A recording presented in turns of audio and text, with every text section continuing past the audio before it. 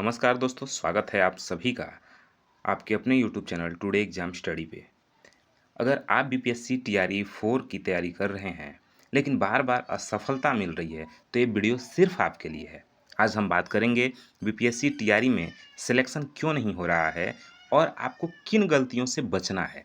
Video को अंत तक ज़रूर देखें क्योंकि अंत में मैं आपको कुछ प्रैक्टिकल टिप्स भी दूंगा। तो आइए वीडियो को शुरुआत करते हैं। देखिए, इसमें टीआरई 4.0 को अगर आपको क्वालिफ़ाई करना है तो कोई बहुत बड़ी बात नहीं है, बल्कि सही रणनीति होनी चाहिए, सही स्टडी प्लान होनी चाहिए आपके पास।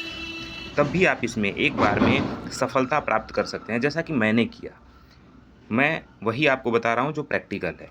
देखिए, सबसे पहले जो बड़ी बात है वह ये है कि गलत रणनीति बिना योजना के पढ़ाई करना। ठीक है ना? बहुत सारे छात्र बिना किसी प्लानिंग के पढ़ाई करते हैं, बस किताबें खोलकर पढ़ना शुरू कर देते हैं, लेकिन ये तरीका फेलियर की सबसे बड़ी वजह है। इसलिए एक रणनीति बनाइए, एक योजना बनाइए कि आपको कहाँ से पढ़ना है, क्या पढ़ना है। तो आप क्या करेंगे इसके लिए? हर टॉपिक का एक टाइम टेबल बनाएँ और हफ्ते के टारगेट सेट करें और रोज़ उसे पूरा करें। उस टारगेट को रोज़ कंप्लीट करें, ठीक है ना?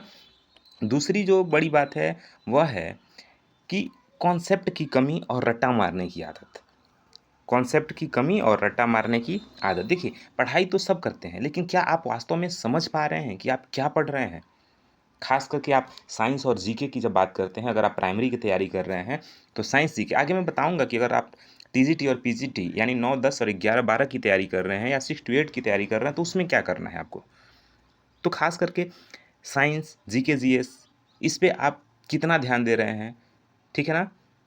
इसके कॉन्सेप्ट को आप कितना समझ रहे हैं, बेसिक कितना ज्ञान है आपको। तो इसके लिए आप क्या करें, इसका सॉल्यूशन क्या है? तो देखिए भाई, सॉल्यूशन ये है कि एनसीईआरटी की किताबों से शुरुआत करें और हर टॉपिक को अच्छे से समझें।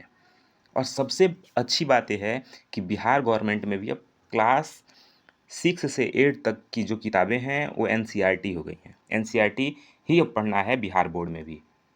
अब बिहार बोर्ड की किताबें हट गई हैं, अब आपको 1 से 8 तक एनसीईआरटी ही पढ़नी है। ठीक है ना?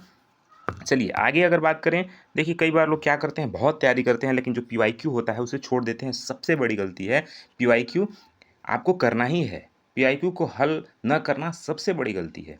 इससे ना तो आपको पेपर का पैटर्न समझ में आता है और ना ही सवालों का लेवल समझ में आता है। तो पीवाईक्यू बहुत ज़रूरी है। अगर आप किसी भी एग्जाम को क्वालिफाई करना है तो फर्स्ट स्टेप होता है वो है पीवाईक्यू यानी प्रीवियस ईयर क्वेश्चन पेपर। तो कम से कम जो टीआरई 1, 2, 3 और जो पेपर आपका कैंसिल हो गया था, वो सभी पेपर जो भी प्रीवियस ईयर के पेपर हैं यानी 3, 4, 5 पेपर जो हैं वो आप ज़रूर सॉल्व करें। चाहे आप टीजीटी में दे रहे हों, चाहे पीजीटी दे रहे हों, चाहे प्राइमरी, चाहे 6 to 8, सभी के पीवाईक्यू आपको सॉल्व करने हैं। ठीक है ना? वैसे जो प्राइमरी का दे रहा है उसके लिए तो अपना प्राइमरी का ही सॉल्व करिए, क्योंकि 40 नंबर का जो पेपर होता है वो सभी के लिए लगभग सेम होता है। ठीक है ना? चलिए आगे अगर बात करें, मॉक टेस्ट और टाइम मैनेजमेंट की सबसे बड़ी कमी होती है। देखिए, मॉक टेस्ट आप नहीं दे रहे हैं, अपने टाइम मैनेजमेंट को टाइम मैनेज नहीं कर पा रहे हैं आप, तो ये सबसे बड़ा फेलियर का कारण है। कुछ लोग बहुत पढ़ते हैं लेकिन मॉक टेस्ट नहीं देते हैं, फिर परीक्षा में टाइम की बहुत दिक्कत होती है और फिर पेपर आधा अधूरा छूट जाता है। पता चलता है ओएमआर रंगने में छूट गया, टाइम आप मैनेज नहीं कर पाए, बहुत सारा क्वेश्चन छूट गया। तो आपका इसमें निगेटिव मार्किंग नहीं है, इसलिए आपको पूरे पेपर सॉल्व करने हैं। समझ पा रहे हैं? आगे देखिए, कई बार लोग पार्ट 1 को और पार्ट 2 को बहुत हल्के में ले लेते हैं। पार्ट 1 यानी हिंदी और इंग्लिश का पेपर, और पार्ट 2 यानी 40 नंबर जीके का पेपर। ठीक है ना? जीके और जीएस का 40 नंबर का पेपर। तो भाई हिंदी, इंग्लिश और जीके को हल्के में नहीं लेना है। बहुत सारे बच्चे ऐसे हैं, बहुत सारे शिक्षक अभ्यर्थी ऐसे हैं जो यहाँ क्वालिफाई पेपर जो है हिंदी, इंग्लिश वही क्वालिफाई नहीं कर पाए हैं, जिसकी वजह से उनका पेपर ही चेक नहीं हो पाया है। तो आपको ये गलती नहीं करना है। आपको हिंदी, इंग्लिश को भी ध्यान में रखना है कि हम उसमें भी क्वालिफाई करें। फिर 40 नंबर के रणनीति को बहुत अच्छे से समझना है। मैं आगे भी वीडियो बनाऊंगा इस पे और समझाऊंगा कि किस तरह से आप इस रणनीति को करके और इसमें सफलता को आप प्राप्त कर सकते हैं। ठीक है ना? दूसरा जो सबसे बड़ी बात है वो है बिहार जीके और करंट अफेयर को आपको नज़रअंदाज नहीं करना है, बिल्कुल भी उसे छोड़ना नहीं है। चाहे वो करंट अफेयर है, चाहे बिहार जीके है, सफलता की कुंजी यही है। आप जानते हैं बीपीएससी एक राज्य स्तरीय परीक्षा है। बीपीएससी टीआरई जो है वो राज्य स्तरीय परीक्षा है। इसमें बिहार से जुड़े सवाल अक्सर पूछे जाते हैं। इससे आप हल्के में लेंगे तो ये भारी पड़ जाएगा आपके ऊपर। तो इसका समाधान क्या है?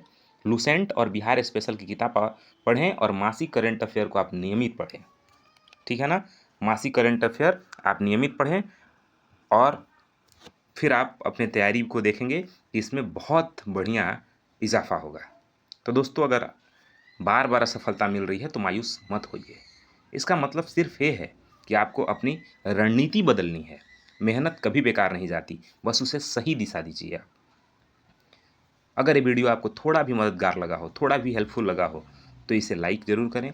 नीचे कमेंट में बताएं कि आपको सबसे ज़्यादा दिक्कत किस टॉपिक में आती है। और हाँ, चैनल को सब्सक्राइब करना ना भूलें, क्योंकि हम इसी तरह की तैयारी से जुड़े वीडियो लाते रहते हैं। मिलते हैं अगले वीडियो में दोस्त, तब तक के लिए जय हिंद।